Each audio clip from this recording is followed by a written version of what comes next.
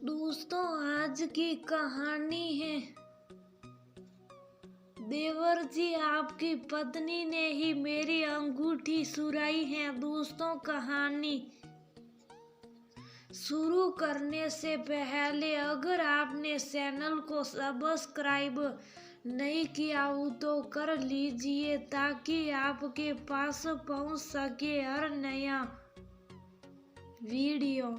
मोहित, मुझ पर ऐसा इल्जाम मत लगाओ। ऐसी बात कसने से पहले तुम्हें सोचना तो सही था कि क्या तुम्हारी पत्नी ऐसी हरकत कर सकती है।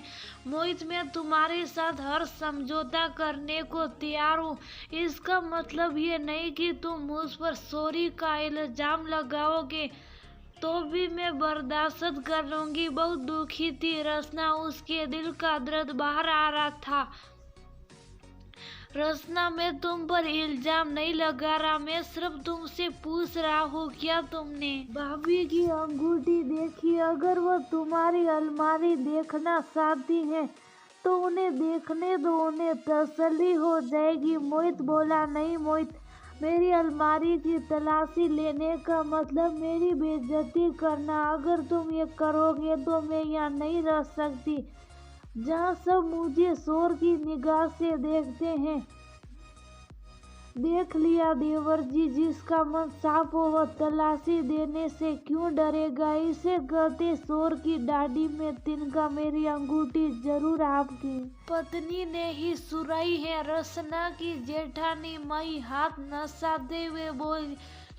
मोहित बेसारंगी से रचना की तरफ देख रहा था, मानो कहना चाह रहा हो कि एक बार तलाशी लेने दो, वो शांत हो जाएगी। मोहित, अगर अंगूठी मेरे पास नहीं मिली तो जेठानी जी की अलमारी की भी तलाशी लेनी होगी, और अगर अंगूठी उनके पास ही मिली तो मैं इस घर में नहीं रहूंगी। हार कर रचना बोली, माई एकदम बोली, हाँ हाँ ठीक है। और माई एकदम से रचना की अलमारी खोलकर उसकी तलाशी लेने लगी। रचना की आंखों में आंसू थे, उसे ये बेइज्जती बर्दाश्त नहीं हो रही थी। माई उसके कपड़े निकाल निकाल कर बाहर फेंक रही थी।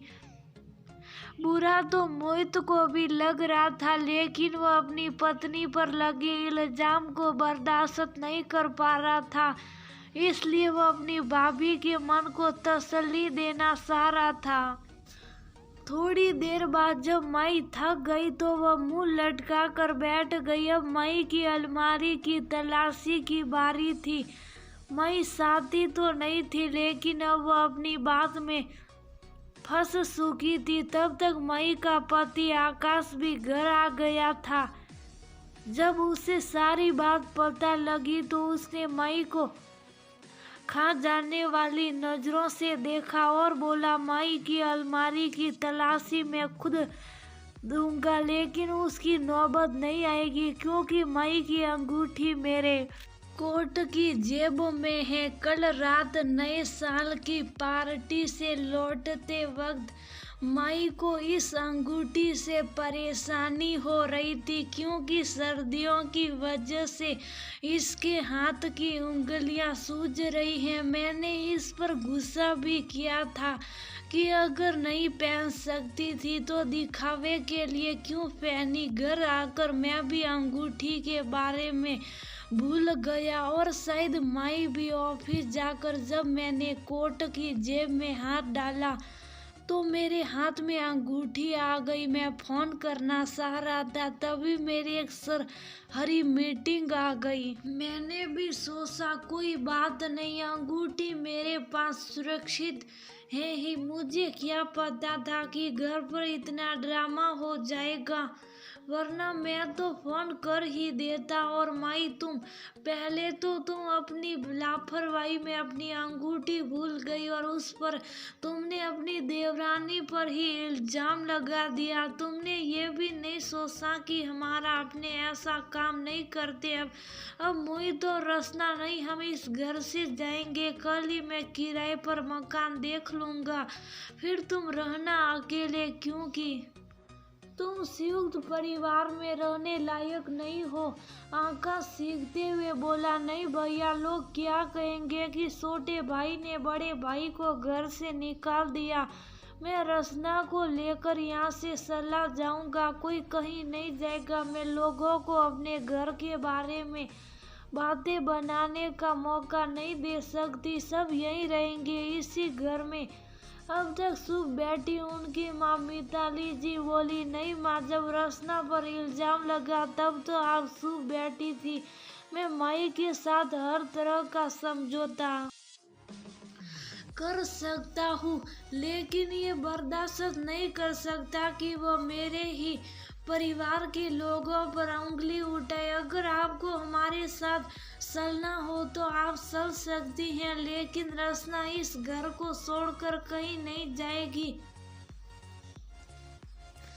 कहकर आकाश वहां से चला गया। मोहित ने रसना को गले लगा लिया।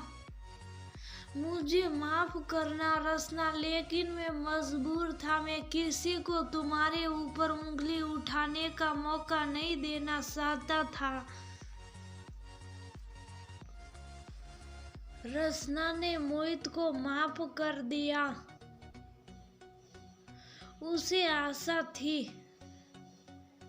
कि एक दिन उसकी जेठानी को उसकी वैल्यू समझ आ जाएगी और वह उसके साथ प्यार से रहेगी। क्या रसना का ये सपना पूरा होगा? क्या माई उसके साथ प्यार से रह सकेगी? क्या देवरानी जेठानी में बहनों का प्यार हो सकेगा?